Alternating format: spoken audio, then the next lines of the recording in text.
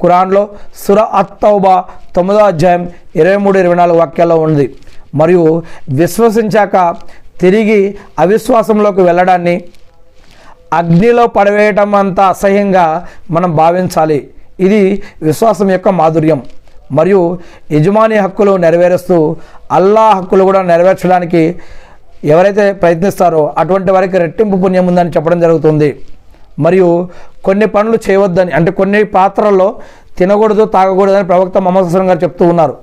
కొన్ని పాత్రలలో మనం తినకూడదు లేదా తాగొద్దు అని చెప్తూ ఉన్నారు. అదేంటంటే హతం, దుబ్బ, నకీర్ మరియు ముజఫత్. వీటిల్లో తినకూడదు లేదా తాగకూడదు అని చెప్తూ ఉన్నారు. హతం అంటే లాక్తో చేసిన తొట్టె లేక ముర్తబాన్. మరియు దుబ్బ అంటే ఎండిన గుమ్మడికాయతో చేసిన పాత్రలు.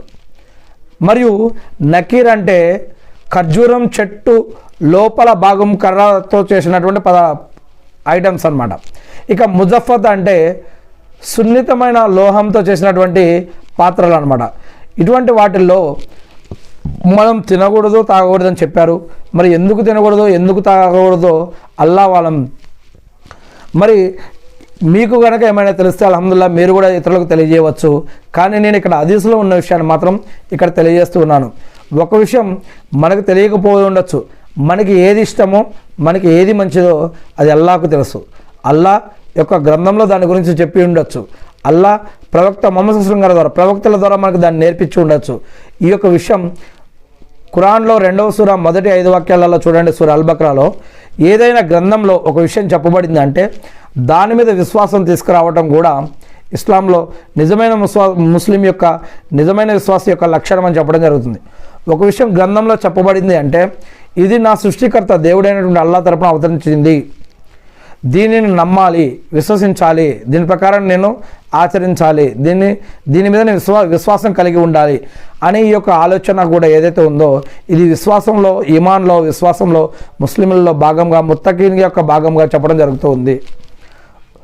మనకి గాలి కనిపించకపోయినా లేదా స్వర్గం, నరకం, ఆలమే బర్జక్, మరణించిన తర్వాత జీవితం, ఇవన్నీ కూడా మనకి కనిపించకపోయినా, మరి పునరుత్థాన దినం, ప్రళయ దినం గురించి మనం తెలియకపోయినా ఇవన్నీ కూడా గ్రంథంలో చెప్పబడ్డాయి అంటే వాటిపైన విశ్వాసం తీసుకురావటం, గత కాలాలలో గత చరిత్రలో జరిగిన సంఘటనల గురించి దీని గ్రంథంలో చెప్పబడ్డాయంటే వాటి మీద విశ్వాసం తీసుకురావటం, ఇలా మనకు తెలిసినవి, తెలియనివి, చూసినవి, చూడలేనివి, కంటికి కనిపించేవి, కంటికి కనిపించినవి, మన మైండ్, మన మనసు కూడా ఊహించలేనివి ఎన్నో విషయాలు ఖురాన్ గ్రంథంలో, హదీసుల్లో చెప్పబడ్డాయంటే వాటి మీద